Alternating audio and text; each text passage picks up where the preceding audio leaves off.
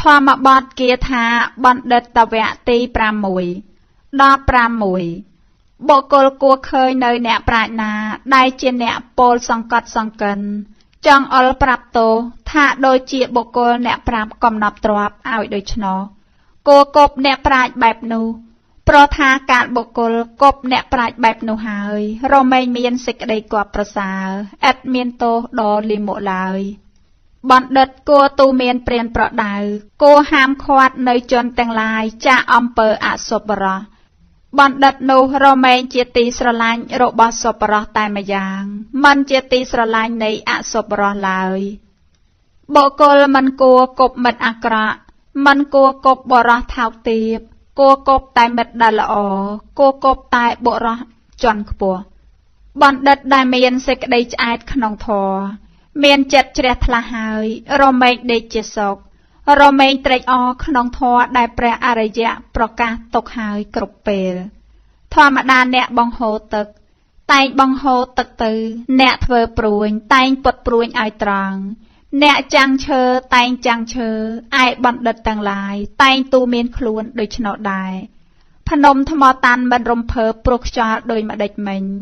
បណ្ឌិតទាំងឡាយក៏មិនរំភើបព្រោះពាក្យតេះដៀលនិងពាក្យសរសើរជាដើមដូច្នោះឯងអន្លង់ទឹកដែលជ្រៅរមែងថ្លាមិនល្អក់យ៉ាងណា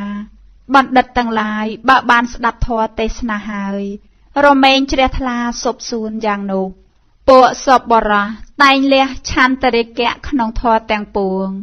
ពួកលោកអ្នកស្ងប់រមែងមិនរអែរអើព្រោះសេចក្តីប្រាថ្នាក្នុងកាមពួកបណ្ឌិតបើសេចក្តីសុខឬទុក្ខពណ៌ត្រូវហើយរមែងមិនសម្ដែងអាការៈឡើងចុះឡើយបណ្ឌិតមិនគួរធ្វើអាក្រក់ព្រោះហេតុនៃខ្លួនមិនគួរធ្វើអាក្រក់ព្រោះហេតុនៃអ្នកដទៃមិនគួរប្រាថ្នាកូនមិនគួរប្រាថ្នាទ្រព្យមិនគួរប្រាថ្នារដ្ឋមិនគួរប្រាថ្នាសិទ្ធិដើម្បីខ្លួនដោយហេតុមិនមែនជាធម៌ឡើយលោកគួរជាអ្នកមានសិលដោយប្រាជ្ញាប្រកបដោយធម៌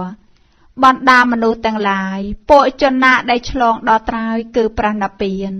ពួកជននោះមានប្រមាណតិចចំណែកពួកសត្វក្រៅនេះរមែងស្ទុះទៅកាន់ត្រើយគឺសកាយៈទិដ្ឋិជនទាំងឡាយណាប្រព្រឹត្តតាមធម៌ក្នុងធម៌ដែលព្រះតថាគតទ្រង់សម្ដែងទុកហើយដោយប្រពៃជនទាំងនោះ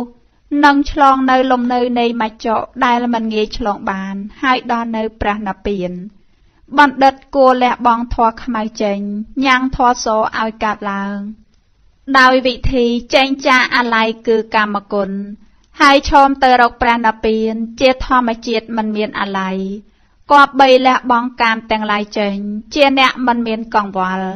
ប្រាថ្នានៅសេចក្តីត្រេកអរក្នុងវិវេកដែលពួកសត្វត្រេកអរបានដោយក្រនោះ